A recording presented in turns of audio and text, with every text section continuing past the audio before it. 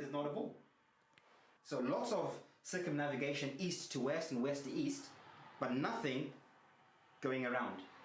So in this diagram here, can you fall off the edge? So according to these flat earthers, a lot of these flat earthers, this is the average flat earth conspiracy. Yeah.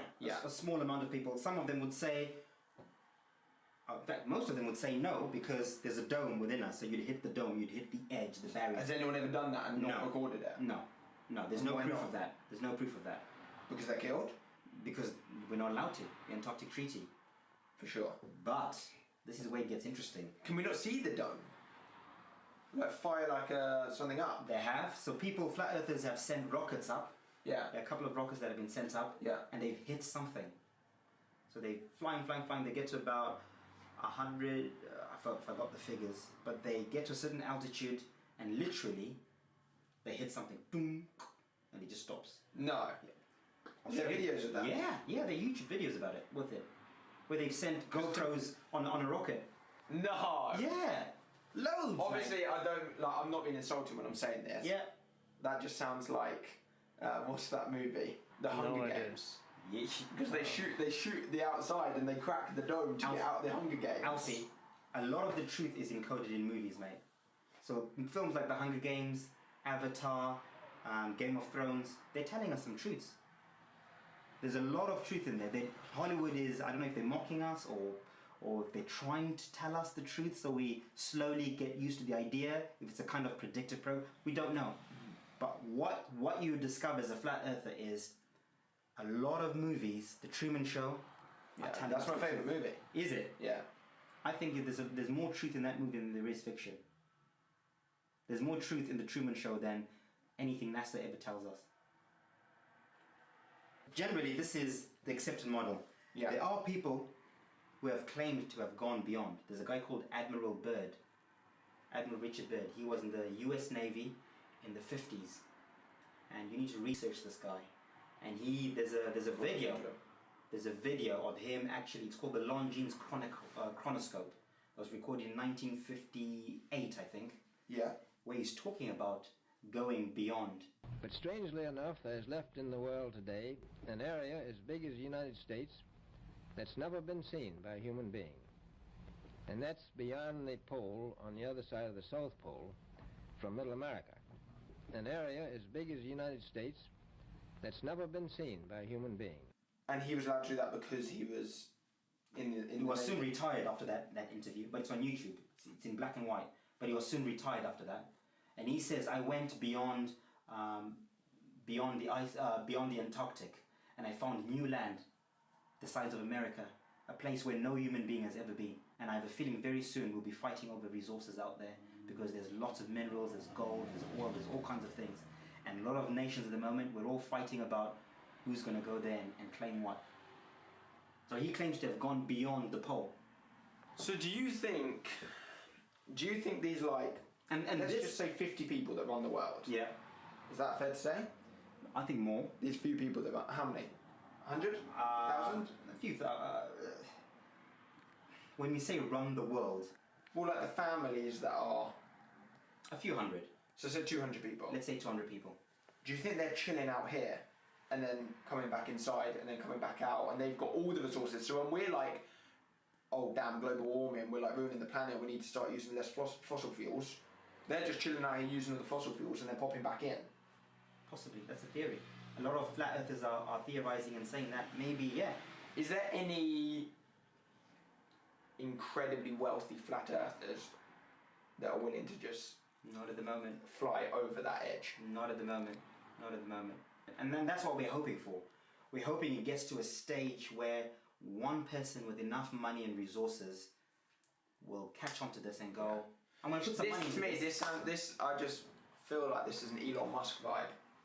But Elon Musk is part of that system. He's part of the controllers. He's in that Illuminati family. Of course he is.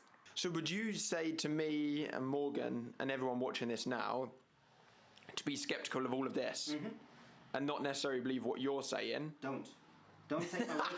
Don't take my word for it and just go, oh, this guy's figured it out. He's got all the answers. Absolutely not. This is all theoretic, by the way.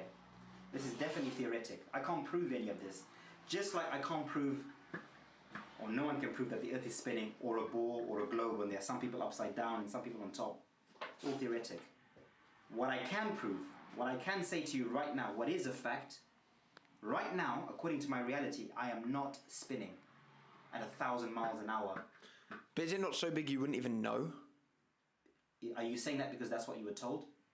No, I'm just asking. Well, that's what we were told. Yeah. But how do I know? I don't know. I've not seen how big it is. Yeah. So how do I know? I can choose to blindly believe it and go, well, someone says it's too big to feel the spin, so I'm just going to believe it. Yeah. Or I can choose to say, well, that's not good enough. Yeah. That's not good enough evidence for me. Just being told something and just believing it is not good enough for me. A lot of people don't know how big the Earth is. It's only 24,000 miles around. So it's not that big. It curves 8 inches every square mile. Which is not, that's curvature we should be able to see with, 6, 12 miles. That should be a few feet down. So it's not that big, according to mainstream science. Wait, so one thing we haven't touched on yet. Do you not believe in gravity? No. You don't believe in gravity? Of course not. The theory Well, of you can't gravity. say of course. Yeah, okay. I don't believe in the theory. It's still a theory. It's never been proven. Yeah, everything's a theory. Right? I'll tell you what I do know. Yeah. That's not theoretic. Yeah. Mass, weight, and buoyancy. You, right now, are down because the molecules of your body are denser than the air around us. So you're on the ground. But then at what point do I just say... But if I filled you up with helium, what would you do? Float. Right? You'd float off the ground because now the mass of your body is lighter than the air around you. No need for gravity. No, but what I'm saying is, I don't know all the scientific facts. Like, there's thousands of people that can back up scientific answers better than I ever could. At what point do I turn around and say, look, hey, I don't even know, hey, you're real. I don't believe in anything. That's a good point. Prove to me that you are physically there, that you are choosing to do and say what you say. That's a good point. So then do I start questioning, like, whoa, is my girlfriend real? No. Here's a good point. The only thing, there's a difference between a belief and a knowing. Yeah. Right? Belief is based on second-hand information. Right? So if I tell you there's a Tesco's around the corner, if you've never seen it with your own eyes, you can either choose to believe me or not. Yeah. So you can say, well, I trust you. Yeah. You must be right. There's a Tesco Be out a there. pretty shit lie. Right? Yeah. It could be a lie, it could be true. Yeah. You can choose to believe me or not. Is there a Tesco? It's only when you walk out yourself and you see Tesco with your own eyes in your own reality and you can touch it and you can see it, then you can say, I now know as a fact that there is a Tesco around the corner because I've seen it. Then it becomes a fact. Yeah. Right? So that is the difference. So right now, you are a fact. But what about the whole, we're not simulation theory and things like... That's crazy. That's crazy talk, as far as I'm concerned. Because now you're... Are you not open to exploring that? I am. You're open to exploring other things. I am, but it's all theoretic. That is when it becomes a conspiracy theory. So like I said to you, I always try and start with the facts. Yeah. And the facts are something you can verify with your own common senses, which is where the word common sense comes from. If anything cannot be corroborated with your common senses, assume it's nonsense. Nonsense. At what point do you turn around and say, okay, maybe for everyone, maybe they are hiding that the Earth is actually flat or that the world's run by 200 people, but maybe the reason why they're hiding all of that is just to keep everything simple, keep everyone happy, and just enjoy their life. And if everyone started questioning each individual thing, and you had 8 billion people trying to go up to Earth, trying to go up to space to see that it's round, it's like causes fucking mayhem, and it's just like, look, let's just keep everyone chilled and just like enjoy the 70, 80 years they have on the planet. That's a good point. Just keep it super simple. That's a good point. And that could be an argument for the so-called controllers, the elite. Yeah. Right? Maybe it's good. And that would be good if the world was a nice place. The extremities that you've gone to be able to find your research, quitting your job, potentially losing friends and family and stuff.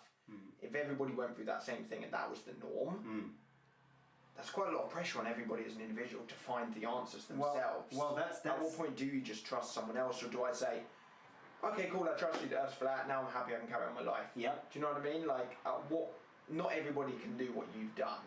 It's quite extreme. So I'm an extreme case, and I'm not saying everyone who sees this and decides to look into it should lose friends and upset everyone. Sure. Please don't do that. Yeah. Do not do that. That is something that I personally did, and I've done this as my life's work and profession, and that's my calling, that's my passion. Yeah. I'm not saying everyone on Earth should do this. Obviously not. I'm not saying you should go home and start researching flat Earth, right? Even if you go home and decide, well, actually it probably is flat, move on with your life. Yeah. Right? Yeah. But for me, what I'm saying is, for me, I feel like I have a responsibility to share this. Yeah. And a lot of flat earthers do you think there's bigger conspiracies than flat Earth? Definitely. So this is what I'm saying. So this is what I'm saying. So it's fun. There's a dome. Yeah. And they say that's it. There's nothing else. Say to them, why? Why are you being closed-minded again? You've opened your mind to the idea that we've been lied to about other things. Yeah. How do you know that there's more to it? Yeah. And this is what led me to this big model. This is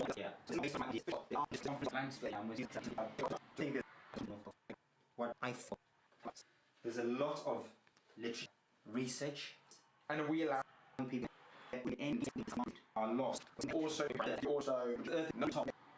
you're made of the plane. we need to get there. Let's fly there. Let's go there. Beyond the aurora borealis, right to the 100 inside. The problem is, what people say is, the magnetics of your plane start to gyrate. They start to lose their compass. Yeah. Because there's high frequency of magnetism in the center. Yeah. People haven't gone there or can't go there. Again, Admiral Byrd, the same guy who went on the outside, claims to have gone on the inside and met beings there. Human looking? Human looking. The 200 people? No, not 200 people, a different race of beings called the Aryans, the Ariana. Tall, blonde, blue eyes, very tall, like almost giants if you like. Mammoths. But why would it... I don't want to laugh. Different race of people. Oh, you I mean, why would people want to make this... Why would people want to hide that? What's the positive of hiding that? Because if you hide the truth about the universe, you keep everyone imprisoned here. If everyone... So do you feel imprisoned being where you are now on Earth? Now that I know this, yes. You feel like a prisoner? Yeah. Really? Because if there is more land out there, I want to go and explore it. I want to go see it. Why aren't I allowed to go there? Why would the Antarctic Treaty stopping me? Is that not sad? Like, do you ever wish that you didn't discover this? No. It's empowering. Because, I'll tell you what's not empowering. When I was at school, I was told there's nothing to discover. Everything that is to be discovered has been discovered. Yeah. Everything that is to know has been known. There's nothing don't ask questions. Yeah. Right? So that was even more of a prison. But now, yes, I feel prisoned, but at least I can